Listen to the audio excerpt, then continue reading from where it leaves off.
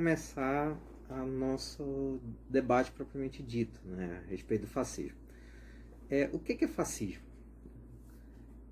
Claro que esse termo, né, tem sido muito usado nos dias de hoje, né, para se referir a diversas práticas e ações, né, realizadas por agentes políticos, de modo que há uma certa banalização do termo, e a qual muitas vezes não obedece a um elemento central na hora de nós tentarmos definir, né, determinar o que seja, né, a política fascista, né, e as ações de caráter fascista, que é o fato de que o fascismo tem uma causa determinada, historicamente determinada, e que surgiu dentro de um certo contexto historicamente determinado.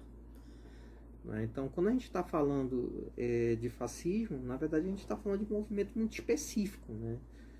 E que vai ter determinadas origens, que vai ter um determinado desenvolvimento, né? E que vai passar por certas etapas, né? de perda, de enfraquecimento, e que vai encontrar, né, outras configurações nos dias de hoje. Mas isso não quer dizer que tudo aquilo, né, que a gente considera, ou que se tem dito no debate público como sendo prática fascista, realmente tenha relação com o movimento fascista, né? Pode ser que sejam práticas reprováveis, né, extremamente repreensíveis, mas não sejam necessariamente práticas fascistas, porque quando a gente está falando de fascismo, a gente está falando de um movimento bem específico. Então, assim, o texto base para a gente começar essa discussão aqui é um texto do Leandro Konder, né, que foi publicado em 1977, intitulado Introdução ao Fascismo, onde ele vai fazer uma análise, né, do processo de desenvolvimento, né, do fascismo na Europa, né, o seu apogeu, e aí, né, a partir disso, pensar no momento dele, né, lá em 1977, qual era a condição do fascismo, né, ali no instante em que ele fazia a sua análise, né? E aí, é claro, a gente vai fazer esse percurso do Konder, né, que vai ser um percurso inicial para a gente, a partir do texto dele, que é um texto que, aliás, eu acho que todo mundo tem que ler, porque é extremamente didático, ao mesmo tempo ele é muito bem articulado do ponto de vista dos dados históricos. Então ele tem uma linha de organização de texto muito boa, tá? Para você compreender o fascismo muito bem a partir do texto do Konder. Então, o que vem a ser o fascismo? O fascismo, o Konder vai considerar que é um movimento, né, como nós falamos aqui, historicamente determinado, e que vai ter origens, né, no pensamento político de direita. Inclusive ele vai dizer, olha, o pensamento político de direita é um pensamento que pode constituir um gênero dentro do qual o fascismo é uma espécie. Então o fascismo ele se filia às tradições políticas, né, ligadas à direita. E o que caracteriza a direita? Como é que a gente pode determinar a direita? Bem, a direita ela pode ser definida principalmente por dois traços principais. O primeiro deles é a ideia de que numa sociedade deve existir o privilégio de classe. Então, o movimento de direita se baseia fundamentalmente na ideia do privilégio de classe, ou seja, existe uma determinada classe dentro da organização de uma sociedade que deve ter privilégios sobre uma outra classe ou sobre as demais classes, ou em relação a essas outras classes. Então, há sempre uma classe destacada, com muito mais direitos, com muito mais vantagens, né, com muito mais benefícios, e que vai sobrepujar as demais classes. Esse é o ponto central do que vem a ser a direita.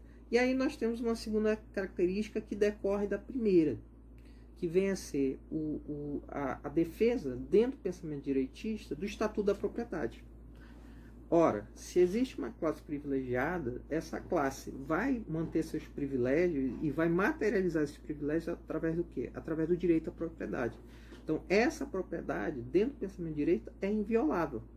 Ou seja, a classe privilegiada tem a garantia de que aquela propriedade vai lhe pertencer indefinidamente, né? E mesmo que isso cause um prejuízo social, né? Então, o pensamento de direita ele vai se orientar dentro dessas diretrizes.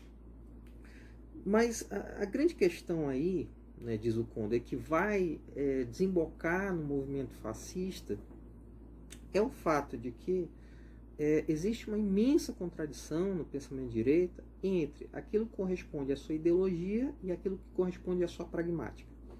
Ou seja, de um lado você tem um corpo ideológico, né, definido e que busca a universalização, ou seja, que busca estabelecer os seus valores como universais em termos de pensamento, e do outro lado você tem as ações dos diversos agentes políticos, né, que na maioria das vezes vão conflitar com esse ideário estabelecido pelos pensadores de direita.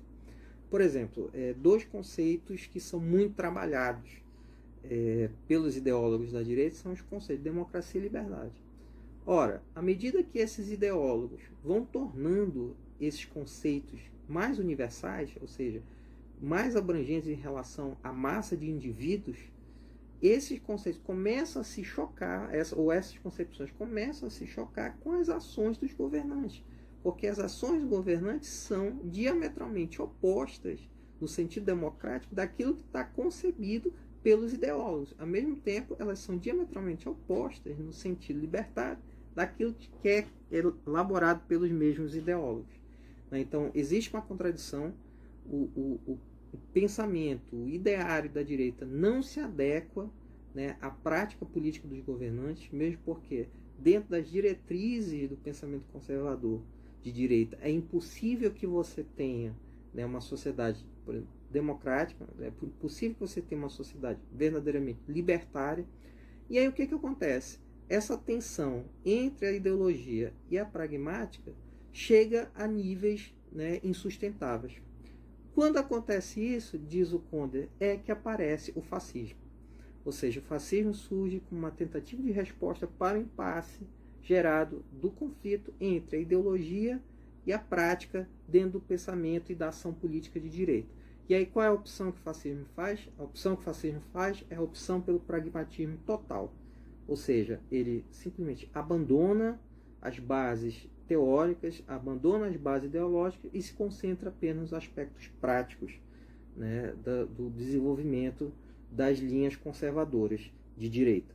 Logo, é aí que o fascismo nasce, né, dentro digamos assim, do seu corpo teórico fundamental, né, e é dentro dessa conjuntura, né, que vão surgir as primeiras figuras, ou as figuras inaugurais do fascismo, que é justamente o que nós vamos debater no outro encontro. Tá bom? Obrigado.